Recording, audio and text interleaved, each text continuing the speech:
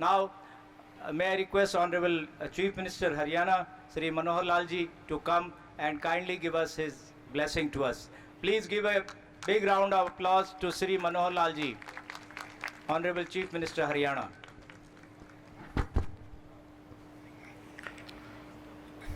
मान्यवर केंद्रीय राज्य मंत्री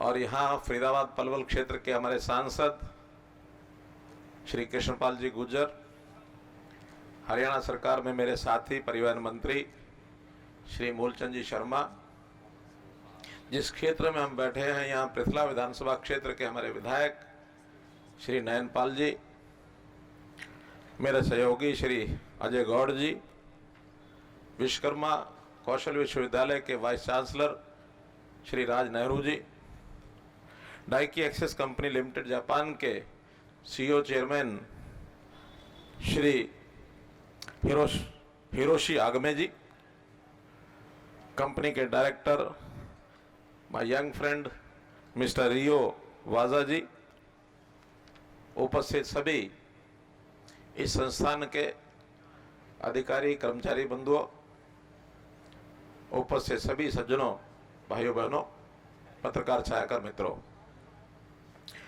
जैसा हम जानकारी ले रहे हैं कि पलवल जिले के स्थान पर एक बहुत ही अच्छे उद्देश्यों को पूरा करने वाला ये उद्योग, और वो भी एक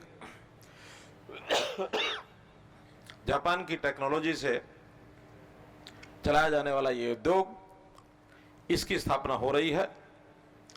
पलवल जिले के लिए शुभ दिन है कि आज एक ही दिन में बहुत महत्वपूर्ण 2 प्रोजेक्ट्स जिनका आज और शुभारंभ हो रहा है, डाइकी एक्सेस फैक्ट्री के अलावा एक और अभी मैं कार्यक्रम में जाने वाला हूं, Dhanuka agritech research and technology centre. तो इस प्रकार के 2 बड़े प्रोजेक्ट यहाँ शुरू हो रहे हैं। ये जो प्रोजेक्ट है पानी का प्रबंधन, इस नाते से जो आज की बड़ी आवश्यकता है, जैसा हम जानते हैं water is a God gift, पानी प्रकृति की देन है और आदिकाल से है, जब से मनुष्य का एक प्रकार से समाज का अस्तित्व आया है, पानी के बिना जीव संभव ही नहीं है। कुछ वर्षों तक कह सकते हैं कि पानी का अपना एक नेचुरल साइकिल बना हुआ था। पानी हम उपयोग करते हैं, बाद में समुद्र की ओर वो पानी जाता है, समुद्र में वाष्पीकरण के माध्यम से बादल बनते हैं, वर्षा होती है, पहाड़ों पर पानी जाता है, ग्लेशियर बनते हैं, नदियों के रास्ते फिर हमारे पास आता है और फिर हम उसका उपयोग करते हैं। ये साइकिल लगातार चलता रहा है। लेकिन जैसा जैसा विकास ने रफ्तार पकड़ी, जैसा जैसा पृथ्वी पर एक दबाव बना है पानी के उपयोग का, पानी का उपयोग केवल पीने मात्र के लिए नहीं बल्कि हमारे उद्योग में भी पानी की आवश्यकता होती है। बहुत प्रकार के ऐसे प्रोडक्ट बनते हैं जो पानी के बिना बन नहीं पाते हैं। पानी स्वच्छता के भी जितना पहले काम में आता उससे ज़्यादा काम में आने लगा है। इंडस्ट्रियल यूज़ भी बहुत बढ़ गया है। तो इस प्रकार पानी का जितना ज़्यादा उपयोग हो रहा उतने पानी की मात्रा हमारे पास है नहीं। अब हम प्रकृति के का मुकाबला तो नहीं कर सकते कि पानी को हम उस प्रकार से पैदा कर सकें, लेकिन जो पानी हमारे पास आता है उस पानी को जब हम गंदा करते हैं, उसको वापस ट्रीटमेंट करके साफ करके उसका रीयूज करना, ताकि वो पानी का जो दबाव है हमारा कम हो सके, पानी को दोबारा से उपयोग करने के लायक बना सकें। जितना प्रकृति से मिलेगा मिलेगा।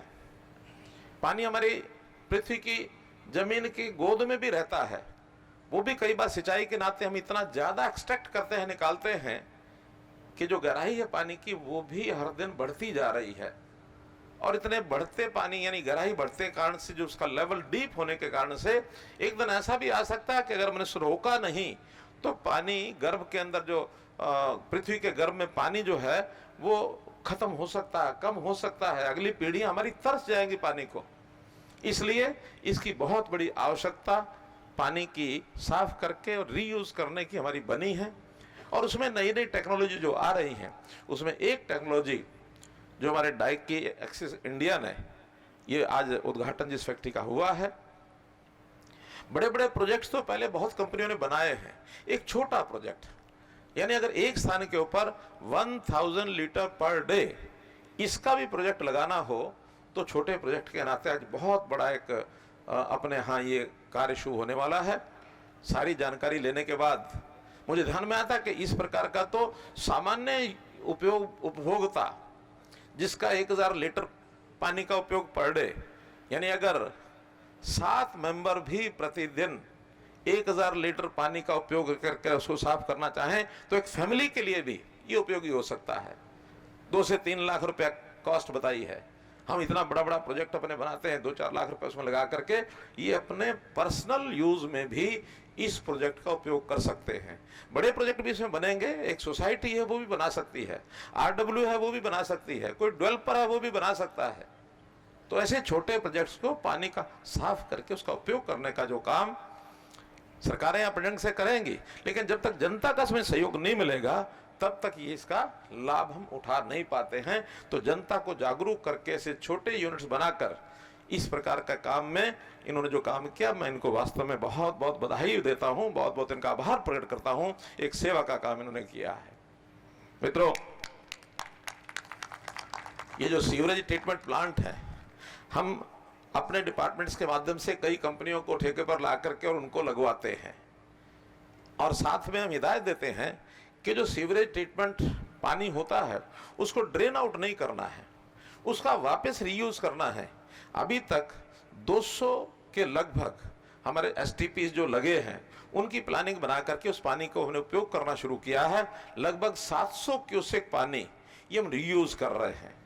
700 किसी को पूछेगा कितना है, दिल्ली जो अभी पानी हम दे रहे हैं, हरियाणा के लोग 1090 क्यूसेक दे रहे हैं, यानी जितना टोटल पानी हम दिल्ली को देते हैं उसका 67% अपना ही पानी उसको साफ ट्रीट करके हम खुद यूज कर रहे हैं। तो बहुत बड़ी मात्रा में हम कर रहे हैं, लेकिन इसको और गति देंगे और 2030 तक हम ऐसा विचार करते हैं कि जितना पानी हमारा यूज करते हैं टोटल का टोटल उसको रिसाइकल करना, ट्रीट करना और उसका 80% दोबारा यूज करना, ये हमारा टारगेट है। 8 साल के बाद ये भारतवर्ष का टारगेट प्रधानमंत्री जी ने रखा है कि हम पानी जितना आता है उसकी एक भी बूंद वेस्ट न जाने दें। और रीयूज के लिए ये ठीक है कि जब हम ट्रीट करेंगे तो रीयूज के लिए शायद पानी पीने के काम का बनेगा तो बहुत देर में जाकर टेक्नोलॉजी कोई आ सकती है। हमारे मैं एक बार सिंगापुर गया, उन्होंने तो बना ली है टेक्नोलॉजी। वहाँ एक वाटर पार्क बना है, उन्होंने हमारे सामने पानी रखा, बहुत लोगों ने पिया भी सही। पीने के बाद उन्होंने बताया कि हमारा जो ट्रीटमेंट प्लांट है उसका पानी है ये। अगर पहले पता लग जाता तो शायद पीता भी कोई नहीं, लेकिन वो संकोच भी हो सकता कभी तोड़ना पड़ जाए। आज उसकी आवश्यकता नहीं है। आज तो आवश्यकता है हमारे घर में हम मानो यूज करते हैं, साफ सफाई के लिए यूज करते हैं, वाहन धोने के लिए यूज करते हैं, हम सीवरेज अपना ये जो फ्लश पानी डालते हैं फ्लश के अंदर यूज करते हैं, या पार्क में पानी का उपयोग करते हैं। म्यूनिसिपैलिटीज बागवानी जितने पार्क हैं उसमें डाल सकते हैं, इंडस्ट्री वो पानी का उपयोग करती है। तो ये सारे उपयोग इसके लिए हो सकते हैं। और एग्रीकल्चर डिपार्टमेंट को भी कहा है, बजाय नदी नहरों का पानी यूज करने के सबसे पहले ट्रीटेड पानी मिल जाए तो इसको यूज करें। और इंडस्ट्री में भी हमने एक नॉर्म बना दिया है, एक पॉलिसी बनाई है, ट्रीटेड वाटर पॉलिसी, कि अगर 1000 लीटर पानी का डेली खपत किसी उद्योग की है, उसको पहले अनिवार्यता ये है कि 50 किलोमीटर के अंदर यदि ट्रीटेड वाटर है तो पहले उसको देंगे, वो उपयोग करें। वो नहीं मिले फ्री पोर्टेबल वाटर जो नहर का है उसका उपयोग करेगा, अन्यथा उसको पानी और नहीं मिलेगा। कुछ चीजें ये जरूरी है करना, अगर ये नहीं की तो आने वाली पीढ़ी, हम तो शायद अपना आयु जैसे तैसे पूरी कर लेंगे, जीवन पूरा कर लेंगे, आने वाली पीढ़ी संकट में पड़ सकती है। हमने तो यहां तक भी एक नारा दिया है, मेरा पानी मेरी विरासत। हम जीते जी अपना सब कुछ बना करके अपनी पीढ़ी के लिए छोड़ के जाते हैं। इनहेरिटेंस जो हमारी प्रॉपर्टी होती है इनहेरिटेड, वो फोर फादर से मिलती है, उसमें हम बहुत कुछ दे के जाएंगे उनको, जमीन दे के जाएंगे, बिल्डिंग दे के जाएंगे, धन दौलत दे के जाएंगे, बैंक अकाउंट दे के जाएंगे, लेकिन हो सकता पानी हम ना दे के जा पाए अगर आज हमने चिंता नहीं की तो we must be aware of the problem. एक ये समस्या ऐसी है, हमारी अपनी पैदा की हुई है, इसका सोल्यूशन भी हमने ही करना है। तो इस नाते से ये जो आज काम किया जा रहा है, मैं इनको एक ऐसा फ्यूचरिस्टिक, एक ऐसा पग मानता हूं कि जिसकी सराहना निश्चित रूप से की जाए। ये कंपनी डाइकी एक्सेस अपनी भूमिका, जैसे गुरुग्राम में मारुति सुजुकी ने अपनी भूमिका निभाई है, वैसी भूमिका ये कंपनी पलवल जिले में निभाने वाली है। अगले 5 साल में 800 करोड़ रुपए का निवेश करेगी ये कंपनी, जो हमारी इनसे बातचीत हुई है, और 4 को रोजगार देने वाली है। ये इतना बड़ा काम होने वाला है। बहुत छोटा सा एक मत मानना कि एक छोटी कंपनी खड़ी होगी काम चल गया। और केवल यही कंपनी नहीं, मैं तो जापान के लोगों का बहुत आभारी हूं कि आज से नहीं, कम से कम 35 साल पहले जापानी कंपनीज ने यहां आना शुरू किया था। और क्वालिटी का जो काम है ये इनकी विशेषता है। उस क्वालिटी में ये बहुत देशों की कंपनियों से आगे हैं, हमारे देशों की कंपनी से भी कई बार आगे हैं। गति बहुत कम थी पहले, 2006 तक देश भर में 267 कंपनियां थी। आज 2022 में जापान की 1455 कंपनियां आज भारत देश में काम कर रही हैं। Daiki India is one of them, Daiki Axis India 1455 कर रही हैं। और प्रसन्नता की बात यह है, out of those 1455, nearly 28% companies are working in Haryana. 400 कंपनियां हरियाणा में काम कर रही हैं, जिसका फोकस सारा अभी तक गुरुग्राम, फरीदाबाद, सोनीपत, रोहतक, ये जो एनसीआर एरिया है, इसमें इनका फोकस बना हुआ है। लगातार हम भी इनकी कंपनी को किसी प्रकार की कोई तकलीफ ना आए, न केवल जापान की बल्कि दुनिया का कोई भी निवेशक यहाँ आना चाहता है, हम उनके लिए सब सुविधाएं देते हैं।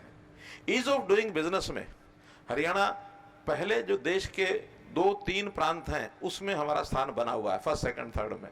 तो ईज ऑफ डूइंग बिजनेस में भी जो निवेशक है वो उन्हीं प्रदेशों में जाता है जहां ईज ऑफ डूइंग बिजनेस का रैंकिंग फर्स्ट 3 है। चाहे वो फिर गुजरात है, चाहे हरियाणा है, चाहे आंध्रा है, तेलंगाना है, कर्नाटका है, ये 4-5 प्रदेश हैं, इनका कंपटीशन फर्स्ट 3 में अभी बना हुआ है। तो इसलिए हमारे यहाँ ये भी एक कारण है कि विदेश की कंपनियां अच्छी मात्रा में आ रही हैं।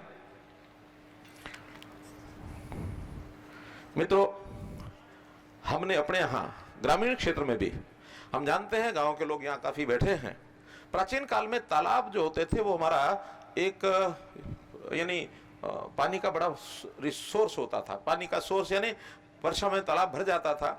बहुत समय पहले, आज से सैकड़ों साल पहले, तो लोग ये भी कहते हैं कि उस समय ना कुएं होते थे, ना नहरें होती थी, ना पानी कोई घरों में जाता था। तालाब के स्वच्छ पानी को भी पीने का, नदियों के स्वच्छ पानी को, नहरों के स्वच्छ पानी को पीने का उपयोग भी करते थे। इतना साफ होता था, नीला पानी होता था। लेकिन समय के हिसाब से पानी प्रदूषित होता चला गया। हमारे आज से 50 साल पहले मैं बताता हूं कि हमने देखा है गांव में जो तालाब हैं उनमें पशुओं का पीने का पानी तो सामान्यतः पशु पीते भी थे, कुछ कुछ जगह आज भी है, लेकिन बहुत गांव में तालाब प्रदूषित हो गए, ओवरफ्लो हो गए, पानी नीचे रिश्ता नहीं है। कई कारण है उसके भी। तो इसलिए उन तालाबों को साफ करने के लिए हरियाणा ने एक योजना बनाई, हमारी पॉन्ड अथॉरिटी ऑफ हरियाणा ने बनाई है। तो पॉन्ड अथॉरिटी के माध्यम से जितने तालाब हैं, लगभग 18,000 तालाब है हरियाणा में, उसमें से 8,000 तालाब ऐसे हैं जो प्रदूषित हैं, ओवरफ्लो है, पोल्यूटेड हैं। सबसे पहले चरण में उनको साफ कर रहे हैं।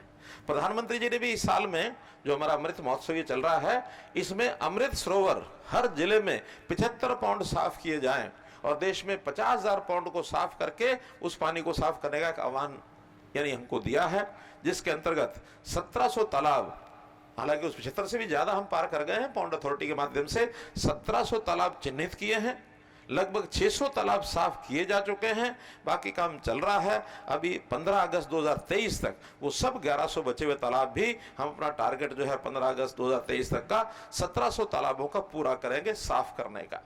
साफ करेंगे, उसको खाली भी करेंगे, इरिगेशन भी करेंगे, और जो पानी तालाब में आएगा वो वाटर जो है ट्रीटेड वाटर आएगा, गांव का हो चाहे कोई भी हो, उस पानी को ट्रीटेड वाटर को तालाब में डालेंगे, हर प्रकार का उसका उपयोग होगा, सिंचाई में भी उसका लाभ मिलेगा।